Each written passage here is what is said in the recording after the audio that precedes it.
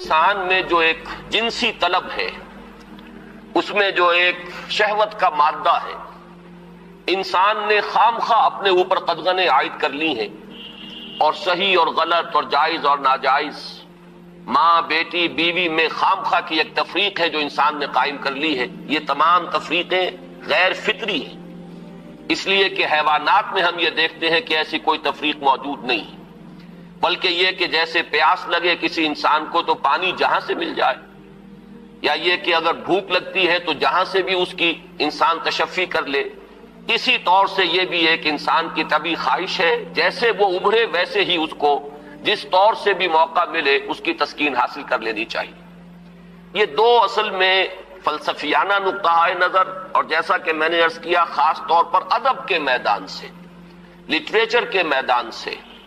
خاص طور پر افسانوی انداز میں، ناولوں کے انداز میں، ڈراموں کے انداز میں یہ فکر پھیلایا گیا۔ یہ فکر ہے کہ جس نے مغرب کی تہذیب کا جو یہ سماجی عنصر ہے، اسے واقعتاً یہ ہے کہ ایک سنڈاس بنا کر رکھ دیا ہے۔ جیسا کہ میں نے عرض کیا کہ ویسے تو پورے یورپ میں، اور اسی کا عکس ہے اس وقت پوری دنیا میں، اس تہذیب کے اثرات موجود ہیں، لیکن یہ کہ درجات ہیں۔ تو درجے کے اعتبار سے دیکھا جائے تو غالباً برطانیہ کا معاشرہ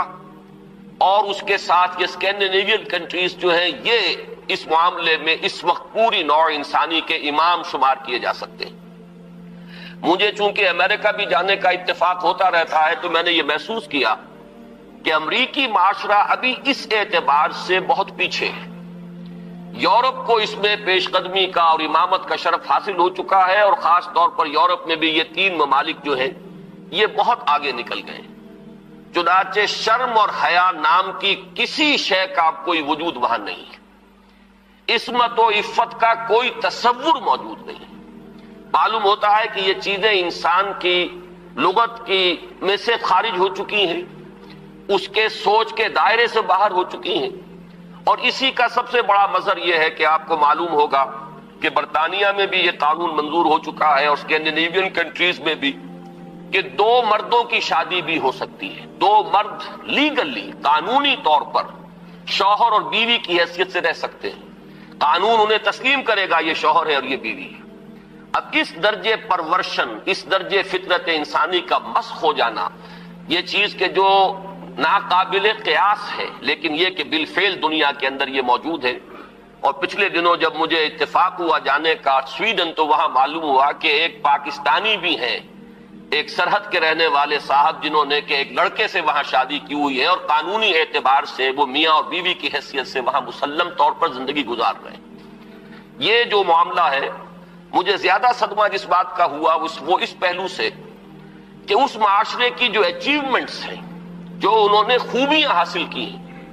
ہمارا معاشرہ جو ہے ان کے بارے میں تو سوچنے کو بھی تیار نہیں۔ مثلاً یہ کہ سیاسی سطح پر مساوات، معاشی کفالت کا اصول، کہ کوئی شخص وہاں بھوکا نہیں رہ سکتا،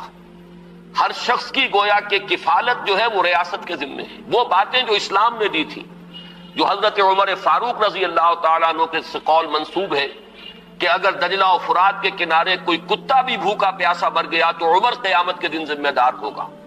یہ نقشہ واقعہ ہے، تسلیم کرنا پڑتا ہے کہ ان لوگوں نے اس چیز کو آج کی دنیا میں بالفعل حاصل کر کے دکھایا ہے۔ سماجی مساوات کا یہ عالم کہ اگر کوئی فائنینس منسٹر، اسے بھی اگر اپنا چیک کیش کرانا ہے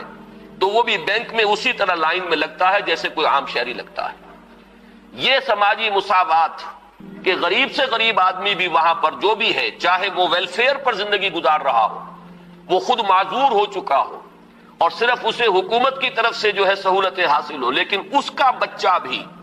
اگر بیمار ہوگا تو اسے وہی علاج میسر آئے گا جو وہاں کسی کروڑ پتی کے بچے کو علاج میسر آئے گا،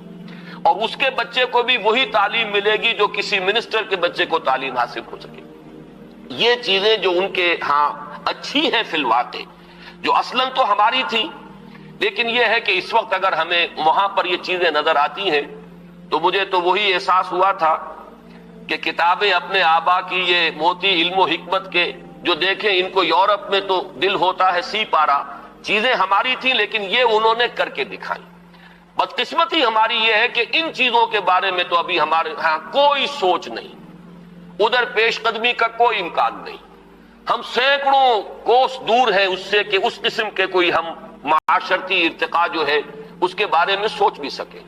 لیکن جو ان کی گندگی ہے جس نے کہ ان کو تباہ کر کے رکھ دیا ہے، خاندانی نظام ٹوٹ پھوٹ کر رہ گیا ہے. جیسا کہ میں نے عرض کیا کہ شرم اور حیا جو ہے وہ ان کی لغت سے خارج ہو چکے ہیں، عصمت و عفت کے الفاظ بے معنی ہو چکے ہیں. یہ وہ گندگیاں ہیں کہ جن کو اپنے اس معاشرے کے اندر لانے کے لیے ہمارے ہاں ایک طبقہ ہے کہ جو پورے طور پر فعال ہے، اگرچہ عددی اعتبار سے اس کی کوئی حیثیت نہیں، وہ ایک بہت ہی حقیر اقلیت ہے، لیکن معنوی حیثیت ہے. اخبارات میں ان کے مضامین چھپتے ہیں، وہ دانشور شمار ہوتے ہیں، سرکاری حلقے جو ہے وہ ان کو سپورٹ کرتے ہیں، ذرائع ابلاغ جو ہے ان تک ان کی رسائی ہے. لہذا اس معاشرے میں تیزی کے ساتھ یہ چیزیں جو ہیں وہ سرایت کرتی چلی جا رہی ہیں. بہرحال اس تمہید کے بعد اصلاً مجھے جس موضوع پر گفتگو کرنی ہے میں اس کی طرف آ رہا ہوں. میں جہاں تک پردہ اور زنا کے استئصال کے لیے جو دوسری تدابیر اسلام نے اختیار کی ہیں، جہاں تک اس کا تعلق ہے اس پر انشاءاللہ علیحدہ کسی موقع پر تقریر کروں گا. آج کے لیے میں نے طے کیا ہے کہ صرف اس مسئلے کو اچھی طرح ہم تھریش کریں، دیکھیں کہ واقعتاً نظریہ مساوات مرد و زن اس میں کوئی حصہ درست ہے یا نہیں ہے، تو کون سا ہے. ہمارے سامنے کسوٹی اور معیار جو ہے وہ اللہ کی کتاب ہے اور اس کے رسول صلی اللہ علیہ وسلم کی سنت ہے. ہمیں ان دونوں چیزوں کے حوالے سے دیکھنا ہے کہ اس نظریے میں صداقت کا ایلیمنٹ کتنا ہے اور دھوکہ اور فریب کا حصہ کتنا ہے. میں سب سے پہلے تو یہ عرض کروں گا کہ اسلام بھی دو سطحوں پر عورتوں اور مردوں کے درمیان کامل مساوات کا قائل ہے، لیکن ایک تیسری سطح وہ ہے کہ جس پر وہ ایک فرق کرتا ہے، درجہ بندی کرتا ہے. ان دونوں کو علیحدہ علیحدہ سمجھ لینا چاہیے. پہلی سطح جس پر کہ اسلام عورت اور مرد کے درمیان کامل مساوات کا قائل ہے وہ شرف انسانیت ہے. مرد بھی انسان ہے، عورت بھی انسان ہے. جو شرف انسانیت ہے اس میں مرد